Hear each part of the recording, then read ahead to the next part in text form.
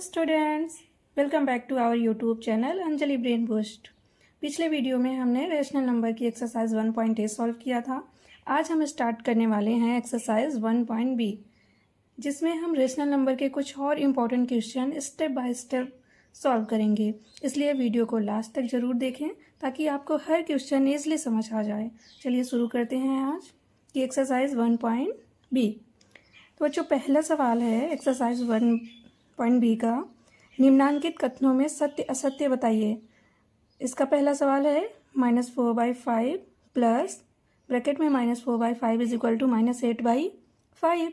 तो बच्चों, इसको हम थोड़ा सा चेक करते हैं कि ये सच है या फिर झूठ है, ये सच्चा है या फिर झूठा है।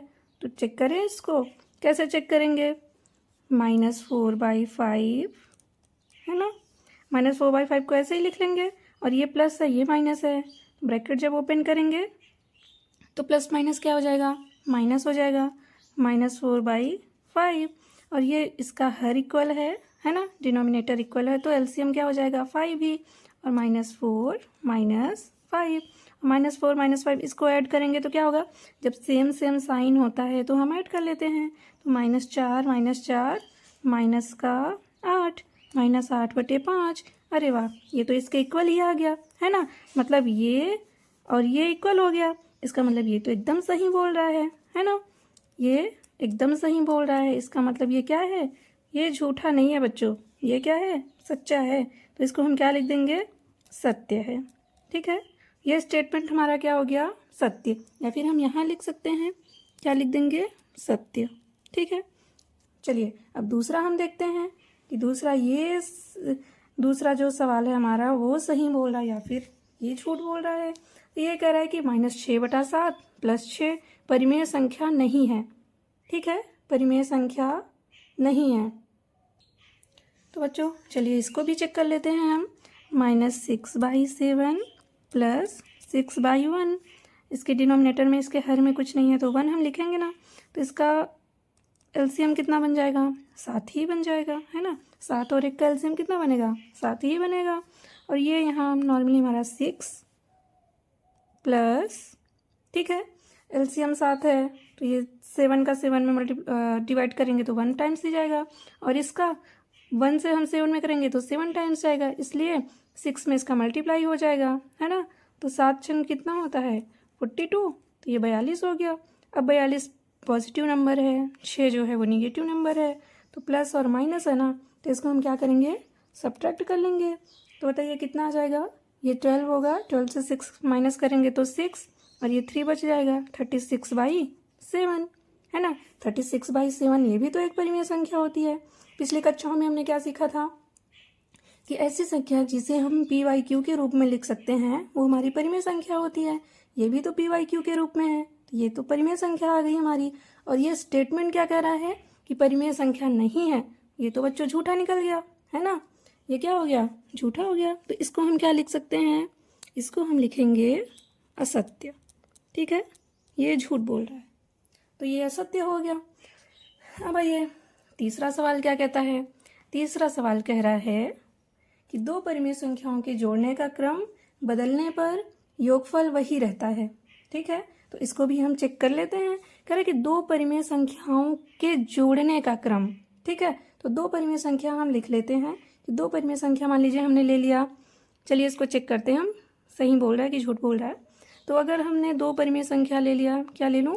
3/5 + 1/5। ठीक है, एक बहुत ही आसान नंबर हमने ले लिया, दो परिमेय संख्या ले लिया हमने। हाँ बच्चों, तो इसको हल करें हम। 3/5 + 1/5 ये ले लिया हमने। ठीक है, तो इसका भी डिनोमिनेटर सेम है तो 5, और नॉर्मल इसको हम ऐड कर लेंगे तो 4/5 क्या मिला हमें? 4/5। कह रहा है कि दो परिमेय संख्याओं के जोड़ने का क्रम बदलने पर योगफल वही रहता है। ठीक है, तो इसका क्रम बदल के हम चेक कर लेते हैं कि क्या योगफल वही रहता है या फिर नहीं रहता। तो 3/5 + 1/5, अब इसका क्रम हम बदल देंगे। ठीक है, इसके पहले हमने पढ़ा था ना क्रम विनिमय प्रगुण, तो वही अप्लाई करेंगे हम इसमें। तो इसका हम क्रम बदल देते हैं। 1/5 पहले लिखा हमने और 3/5 बाद में। तो क्या बन जाएगा 5 1 प्लस 3, तो 3 और 1 कितना होता है, 1 और 3 कितना होता है, ये भी तो 4 ही होता है, 4/5। देखो बच्चा, चाहे हम 3/5 को 1/5 में ऐड करें या 1/5 को 3/5 में ऐड करें, हमारा आंसर जो है वो सेम रहता है।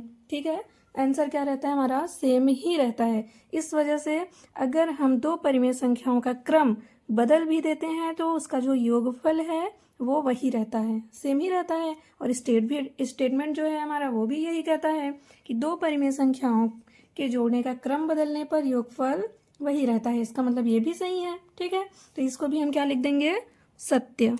ठीक है, इसको भी हमने क्या लिख दिया, सत्य। अब हम चौथा स्टेटमेंट पढ़ते हैं। चौथा स्टेटमेंट क्या कहता है कि तीन परिमेय संख्याओं का योगफल परिमेय संख्या नहीं होता है। कह रहा है कि तीन परिमेय संख्याओं का योगफल परिमेय संख्या नहीं होता है। तो इसको भी चेक कर लेते हैं हम। कोई भी तीन परिमेय संख्या हम ले लेते हैं। ठीक है, कोई भी तीन परिमेय संख्या 1/2 प्लस 3/2 प्लस 4/2। ठीक है, ये तीन परिमेय संख्याएं हैं ना। कह रहा है कि तीन परिमेय संख्याओं का योगफल परिमेय संख्या नहीं होता है। तो तीन परिमेय संख्या हमने ले ली। अब इन तीन परिमेय संख्याओं का योग हम करते हैं। ठीक है, कैसे करेंगे, डिनोमिनेटर सेम है तो नॉर्मली हम ऐड ही करते हैं। तो 1 + 3 + 4 क्या बन गया, 4 3 7, 7 और 1 कितना बनता है, 7 और 1 कितना बनता है, 8 बनता है। तो 8/2। ठीक है, ये भी तो एक परिमेय संख्या हुई ना, 8/2 भी तो परिमेय संख्या होती है। इसको अगर हम कैंसिल भी कर देते हैं, 4 आया, 4 भी तो एक परिमेय संख्या होती है। क्यों होती है, क्योंकि इसका डिनोमिनेटर में 1 होता है। तो ये p/q के फॉर्म में है, इसलिए ये परिमेय संख्या होगी। और ये क्या बोल रहा है कि तीन परिमेय संख्याओं का योगफल परिमेय संख्या नहीं होता। कैसे नहीं होता, ये हो गया ना परिमेय संख्या, इसलिए ये भी, ये स्टेटमेंट कैसा हो गया, ये स्टेटमेंट हमारा हो गया असत्य। ठीक है बच्चों, ये हो गया हमारे क्वेश्चन नंबर 1 का, ये चारों सवाल हो गए। ठीक है, सत्य और असत्य। अब हम आगे पढ़ते हैं क्वेश्चन नंबर 2। तो बच्चों क्वेश्चन नंबर 2 क्या है हमारा, कह रहा है कि निम्नांकित परिमेय संख्याओं को जोड़कर बताइए कि योगफल परिमेय संख्या है अथवा नहीं है। ठीक है, तो पहला सवाल इसका क्या है, इसका हल हम देखते हैं। कह रहा है इनको जोड़ना है हमें, फिर बताना है कि ये जो संख्या है वो परिमेय संख्या है या फिर नहीं है। ठीक है, तो इसको हल करें हम। -3/4 + 3, 3 के हर में कुछ नहीं है तो हम क्या लेते हैं, 1 ही लेते हैं। और 4 और 1 का एलसीएम कितना बन जाएगा, 4 ही बनता है। और ये -3 प्लस 1 से जब 4 में हम डिवाइड करते हैं तो कितनी बार जाता है, 4 बार जाता है। और उस 4 का गुणा हम किस में करेंगे, 3 में करेंगे। तो 4 × 12 हो गया। ठीक है, अब ये 12 प्लस का 3 माइनस का, तो हम इसको क्या करेंगे, सब्ट्रैक्ट करेंगे। तो 12 से 3 गया 9, 9/4। तो 9/4 भी तो एक परिमेय संख्या है, इसलिए परिमेय संख्या है। हम क्या लिख देंगे, परिमेय संख्या है। ठीक है, अब दूसरा भी सॉल्व कर लेते हैं ऐसे ही। दूसरा सवाल क्या है, देखिए दूसरों को भी हमें हल करना है। कैसे लिखेंगे, -1 कुछ नहीं है तो हम 1 हम लिख सकते हैं, प्लस -2/3, ये ब्रैकेट में है ना। तो -1/1 ब्रैकेट जब ओपन करेंगे तो प्लस माइनस कितना होता है, -2/3। तो 1 और 3 का एलसीएम कितना बनता है, 3 ही बनता है। और ये बन जाएगा -3 एलसीएम है ना, तो -3 -2, और -3 -2 कितना बना, -5, -5/3। तो -5/3 भी क्या है, परिमेय संख्या है, इसलिए ये भी क्या है, परिमेय संख्या है। हम लिख देंगे कि ये परिमेय संख्या है। ठीक है बच्चे, अब हम हल करेंगे क्वेश्चन नंबर 3 का पहला सवाल। ठीक है, इसका हल क्या होगा, इसको भी हल करके हम देखते हैं। क्या है ये, -5/8 प्लस -9/13। ठीक है, इसे हमें हल करना है। -5/8 प्लस माइनस कितना होता है, -9/13। इसे हमें सत्यापित करना है ना, इसका ये पार्ट और ये पार्ट हल करके हमें दिखाना है कि ये इक्वल है कि नहीं है। ठीक है, तो साथ में हम इसको हल कर लेते हैं। -9/13 और प्लस माइनस कितना होगा, तो -5/8। 13 8 का एलसीएम कितना होता है? 13 और 8 का एलसीएम हो जाएगा, देखिए मैं करके दिखा देती हूँ आपको। 8 और 13 का एलसीएम कितना बनेगा? पहले हम छोटी संख्या से डिवाइड करते हैं, तो 2 चौके 8, 2 से 13 तो डिवाइड होगा नहीं, तो इसलिए 13 को हम ऐसे लिख देंगे। फिर 4 को डिवाइड करेंगे, 2 दूना 4, 13 ऐसे लिख देंगे। फिर 2 1 का 2 ही होता है 13। अब 13 कैसा नंबर है? 13 तो एक अभाज्य संख्या है, इसलिए ये 13 से ही डिवाइड होगा। तो इसका एलसीएम कितना बन गया? लसा कितना हो गया इसका? 2 इंटू 2 इंटू 2 इंटू 13। लसा कितना बन के आया? 2 दूना 4 दूना 8 और 13 अट्ठे कितना होता है? टेबल तो याद होगा ना आपको। 13 अट्ठे कितना हो गया? 104। तो इसका एलसीएम कितना बन गया? 104 बन गया। अब 8 से जब हम 104 में डिवाइड करेंगे तो कितनी बार जाएगा? 13 बार जाएगा।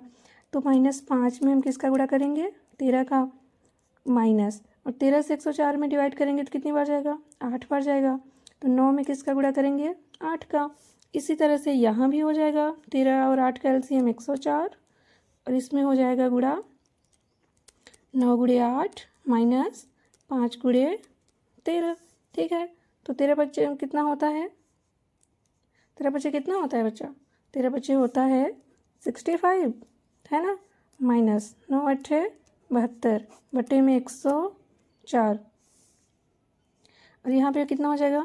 -9 अट्ठे 72 माइनस 13 बच्चे 65 बटे में 104। अब देखिए -65 -72 को हमें जोड़ना पड़ेगा, क्योंकि साइन सेम है ना। जब साइन सेम रहता है तो हम जोड़ लेते हैं। तो 65 और 72, 5 2 कितना हो गया? 7, और 7 6 कितना होता है? 13। तो -137 बटे में 104, और ये कितना आएगा? -72 और 65 को जब जोड़ेंगे तो 5 2 7, 7 6 13, -137 बटे में 104 हो गया ना ये सत्यापित। ठीक है, ये हमारा जो लेफ्ट हैंड साइड था राइट हैंड साइड के इक्वल हो गया, तो इसलिए ये सत्यापित हो गया। अब हम आते हैं अपने दूसरे सवाल पे, तीसरा का दूसरा सवाल। ठीक है, क्वेश्चन नंबर तीसरा का जो है वो दूसरा सवाल क्या है ये, इसका भी हल करते हैं। देखिए क्या है, 3, देखिए 3 के डिनोमिनेटर में कुछ नहीं है ना, हम क्या लिखते हैं? 1 लिखते हैं। प्लस माइनस क्या बन जाएगा? -7 बटे 12, और यहाँ पे -7 बटे 12 प्लस 3 बटा में 1। तो 12 और 1 का एलसीएम कितना होगा? 12 1 का एलसीएम 12 ही बनेगा, और 1 से जब 12 में डिवाइड करेंगे या फिर हम क्रॉस मल्टीप्लाई भी कर लेते हैं। ठीक है, तो 2 तरीके होते हैं। तो यहाँ बन जाएगा 12 3 36 -7, और यहाँ 12 और 1 का एलसीएम 12। ठीक है, और ये -7 प्लस 12 3 36। अब 36 से 7 गया कितना आएगा? 16 से 7 गया कितना बनता है? 16 से 7 हम माइनस करेंगे तो कितना आएगा? 9। 9 7 16 ना, तो 16 से 7 गया 9, और यहाँ कितना बच गया? 2। 29 बटे में 12, और 36 से 7 यहाँ माइनस करना है हमें। 36 से 7 करेंगे तो 29 बटा 12, ये भी सत्यापित हो गया हमारा। ठीक है, ये आंसर हो गया हमारे। अब इसका तीसरा सवाल क्या है? तीसरा सवाल क्या है इसका, इसे भी हमें सत्यापित करना है। तो पहले हम इस ब्रैकेट को हल करेंगे। ठीक है, बॉडमास नियम क्या कहता है कि पहले हम ब्रैकेट को सॉल्व करते हैं, तो इस ब्रैकेट को हम हल कर लेंगे। चलिए इसका भी सोल्यूशन देखते हैं। -4 बटे 7 प्लस 1 बटा 4, तो इस बड़े ब्रैकेट को हल करना है हमें। प्लस 7 बटे -16, इसको ऐसे लिख देंगे, बराबर -4 बटे 7 प्लस 1 बटे 4, और ये प्लस माइनस क्या हो जाएगा? -7 बटे 16। ठीक है, अब इन दोनों को हमें हल करना है, तो हल कर लेते हैं हम इसे। सबसे पहले हम इस ब्रैकेट, ये जो बड़ा ब्रैकेट है इसको हल करेंगे। तो 7 और 4 का एलसीएम कितना होगा? 7 4 का एलसीएम कितना बनेगा? 28 बन जाएगा, है ना। एलसीएम निकाल लेते हैं ना, आप करके दिखाऊं मैं।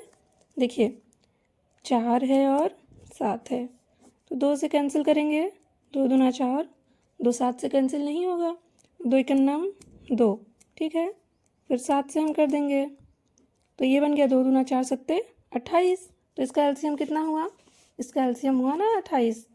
तो अब 7 से हम 28 को डिवाइड करेंगे, 7 से 28 में भाग देंगे, कितना बनेगा 7 चौक 28, तो 4 से मल्टीप्लाई कर देंगे इसमें, और 4 से जब 28 में डिवाइड करेंगे तो कितनी बार जाएगा 7 बार जाएगा, तो 7 से डिवाइड कर देंगे तो ये मल्टीप्लाई हो जाएगा, प्लस लिख देते हैं हम ऐसे ही इसको माइनस, प्लस 7/-16, ठीक है। इसको हल कर लेते हैं, 4 चौके 16 प्लस 7/28, ठीक है, प्लस 7/-16। अब क्या करना है, 16 से 7 गया, ये माइनस है ना, माइनस की संख्या है ये 16 है, 16 बड़ी संख्या है, तो ये माइनस हम लिखेंगे 9/28, और ये प्लस माइनस कितना हो, कैसे क्या हो जाएगा माइनस ही 7/16, ठीक है।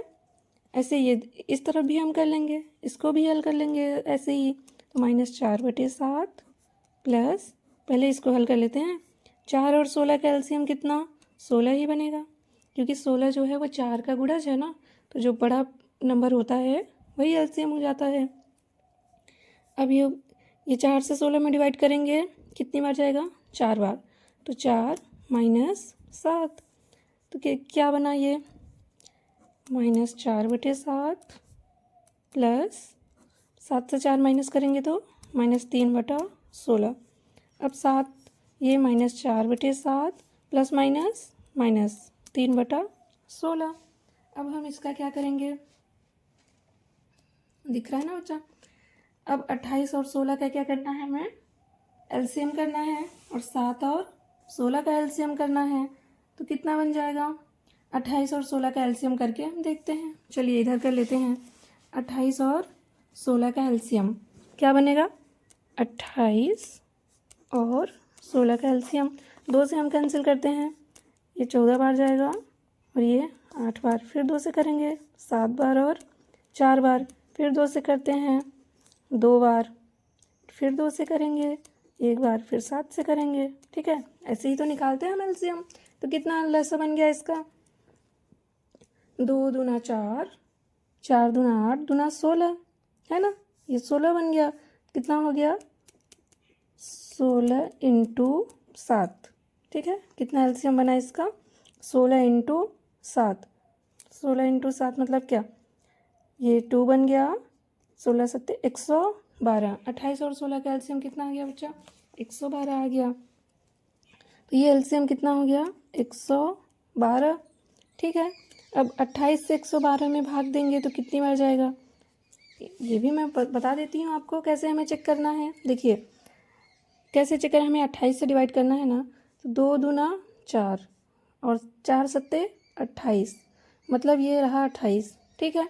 अब 28 से हमें डिवाइड करना है, तो बच क्या गया 2 दूना 4, 4 बच गया, इसका मतलब 4 बार जाना है उसको।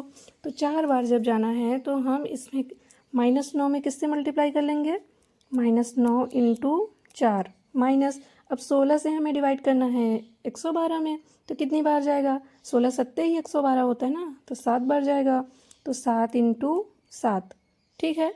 जगह कम पड़ रही है बच्चा, तो 9 चौके 36 -49 बटे में 112 हो गया, ठीक है। तो ये इसको ऐड करना है हमें, 36 और 49 को, 36 49 ऐड करेंगे तो कितना बनेगा 9 6 15, 9 6 कितना हो गया 15, और 4 3 7, 7 1 8, -85/112, ठीक है।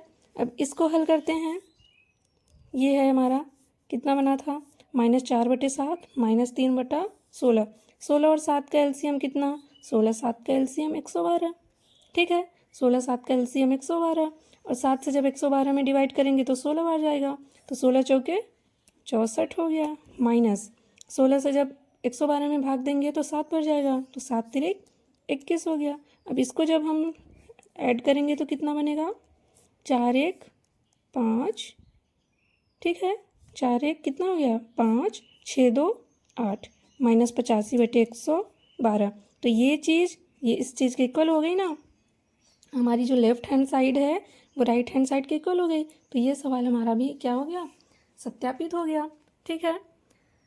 तो अब हम आ जाते हैं अपने चौथे सवाल पे। चौथा सवाल क्या कहता है, देखिए ज़रा तो पढ़िए। यदि a और b दो परिमेय संख्याएं हों और a plus B is equal to कितना हो, -15/16, ठीक है, -15/16 हो तो b प्लस a ज्ञात करना है हमें।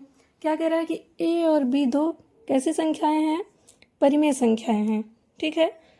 a और b हमारी परिमेय संख्याएं हैं। a plus B is equal to कितना है, -15/16। बच्चा हमने पिछली कक्षा में क्या पढ़ा था, हमने परिमेय संख्याओं के गुण के बारे में पढ़ा था। उसमें से एक जो प्रगुण था वो था क्रम विनिमय प्रगुण। तो उसमें क्या था कि अगर हम दो परिमेय संख्याओं को जोड़ते हैं, ठीक है, या फिर उनका हम क्रम बदल के फिर जोड़ते हैं, तो जो उसका योगफल होता है वो उस पर कोई फ़र्क नहीं पड़ता, उसका योगफल जो है वो इक्वल ही रहता है। तो इसमें क्या है, a और b दो परिमेय संख्याएं हैं।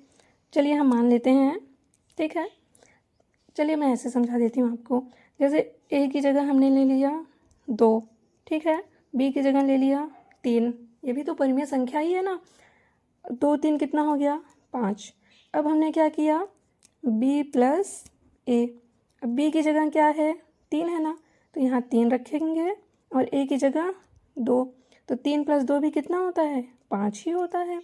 इसी तरह से कह रहा है कि a plus B equal to कितना है, -15/16। कितना है, -15/16। तो a प्लस बी अगर -15/16 है तो b प्लस a क्या होगा, b प्लस a भी तो -15/16 होगा कि नहीं होगा, होगा ना। तो बस ये हो गया हमारा आंसर। या फिर हम यहाँ ये भी लिख सकते हैं क्या, कि क्रम विनिमय प्रगुण से। क्या लिख सकते हैं बच्चा हम यहाँ पे, क्रम विनिमय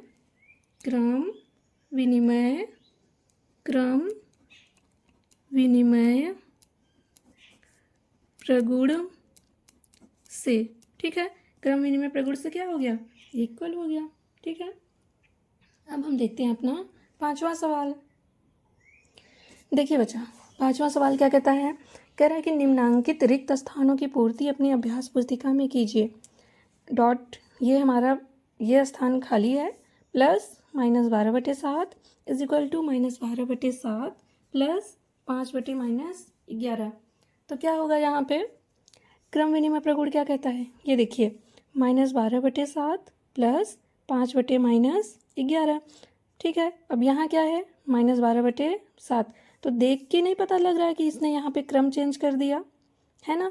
क्रम विनिमय प्रगुण से कोई भी दो परिमेय संख्याओं को जब हम जोड़ते हैं, है ना, तो जो रिजल्ट मिलता है, अगर हम उनका क्रम भी अलग कर देते हैं, क्रम पलट देते हैं, फिर भी उनका योग इक्वल होता है। तो ये संख्या इस संख्या के इक्वल भी है। तो यहाँ पे क्या हो जाना चाहिए, यहाँ पे हो जाना चाहिए 5/-11, है ना। समझ में तो आया होगा आपको। चलिए अब दूसरा सवाल क्या कहता है, कह रहा है यहाँ पे -10 है। ये देखिए साहचर्य प्रगुण आ गया ना, 3 दोस्तों की कहानी है यहाँ पे। देखिए 1 2 3, ये 3 दोस्त आ गए। अब ये तो 7 हो गए, इस -10 बेचारे को तो अकेले कर दिया इन्होंने। अब फिर -10, अब यहाँ क्या बाहर है, -7/12। जब -7 बाहर है तो इसके साथ में कौन होगा, इसके साथ में ये 5/6 ही तो होगा। तो यहाँ पे क्या होगा, 5/6। बस था ना आसान। चलिए अब हम अपना 6 वाला सवाल देख लेते हैं। 6वां सवाल क्या कहता है, कह रहा है कि सरल कीजिए, ठीक है। इसको भी हमें हल करना है, तो कैसे हल करेंगे इसको, आइए देख लेते हैं। 3/7 ब्रैकेट ओपन करना है, तो प्लस माइनस 5/14, फिर ये भी प्लस माइनस हो जाएगा 11/14। तो 7 और 14 का एलसीएम कितना बनता है, 7 और 14 का एलसीएम कितना बनेगा, 14 ही बनेगा, ठीक है। अब 7 से जब डिवाइड करेंगे 14 में कितनी बार जाएगा, 2 बार जाएगा।